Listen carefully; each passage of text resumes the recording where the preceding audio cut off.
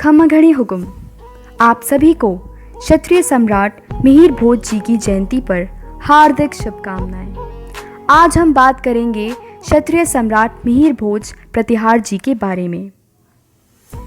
आर्यव्रत भारत खंड का अतीत बहुत ही उज्जवल रहा है। कितनी ही समय से भारत पूरे संसार का गुरु है।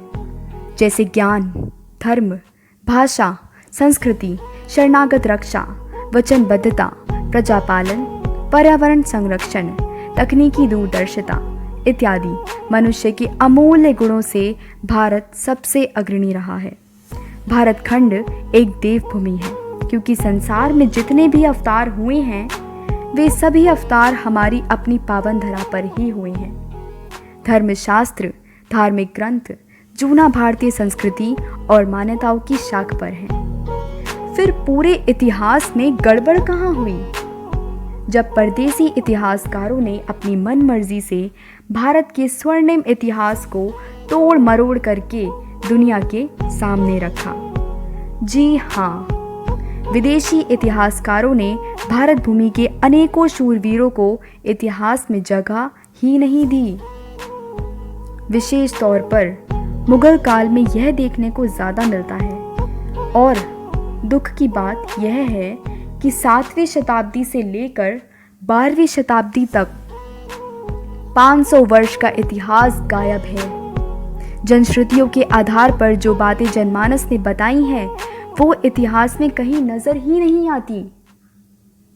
इतिहासकार विंध्यराज चौहान द्वारा रचित भारत के पहाड़ी प्रतिहार, इतिहासकार देवी सिंह जी द्वारा रचित प्रतिहाराओं का मूल इतिहास, विख्यात इतिहासकार राय बहादुर गौरीशंकर हीराचंद ओझा द्वारा रचित राजपुताने का प्राचीन इतिहास इत्यादि से यह पता चलता है कि रघुकुल भूषण मर्यादा पुरुषोत्तम श्री रामचंद्र जी के अनुज सुमित्रा नंदन वीर लक्ष्मण जी से परिहारों एवं प्रतिहारों की उत्पत्ति हुई है। परिहार व प्रतिहार एक ही है।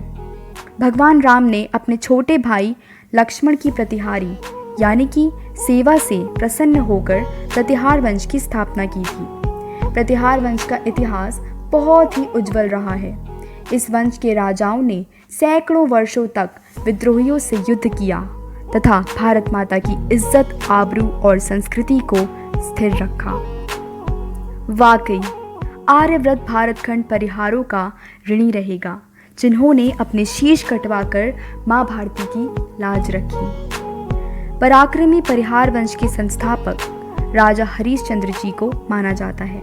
इस वर्ष में नागभट्ट, मिहिर भोज, वत्सराज, महेंद्रपाल, वीर राजदेव जैसे महान शूरवीर रहे, जिन्होंने अपने प्राण देकर भारत भूमि की महानता व सनातन संस्कृति को बनाए रखा।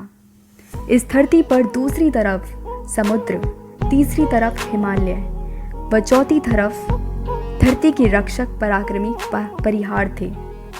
अरबों, हुणों, तुर्कों को इस शस्य श्यामली देव रमणीय भारत भूमि पर पैर तक नहीं रखने दिया था। तो आज बात करेंगे परिहार वंश के महापराक्रमी राजा मिहिर भोज की, जिन्होंने इस धरती पर चारों ओर राज किया।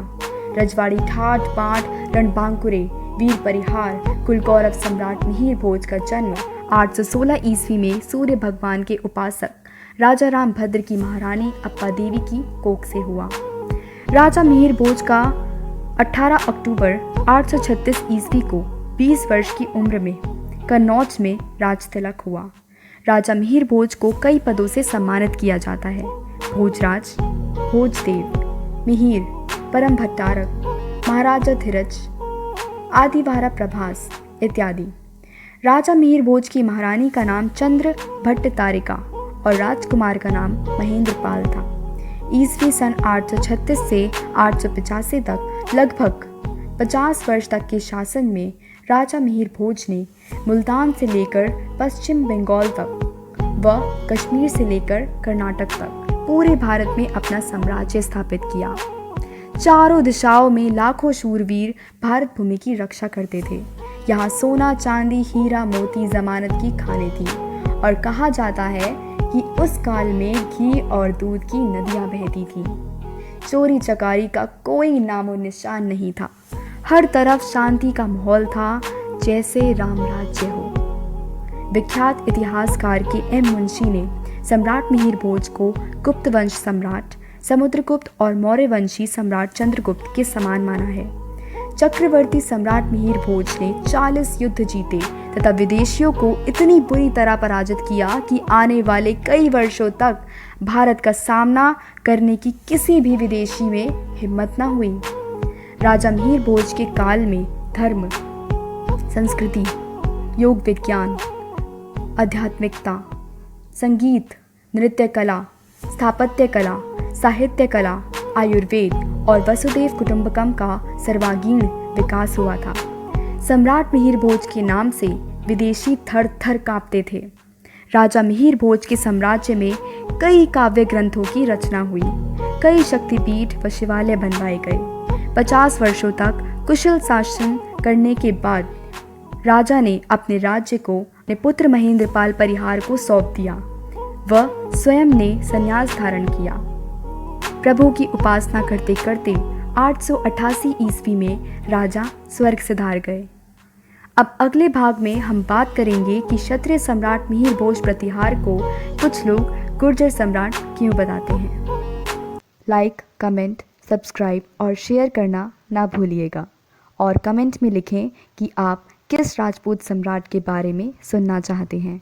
अच्छा लगे तो लाइक करें और शेयर करें और ऐसे ही रोचक तथ्यों के लिए सब्सक्राइब करें। रजवाड़ी वीडियो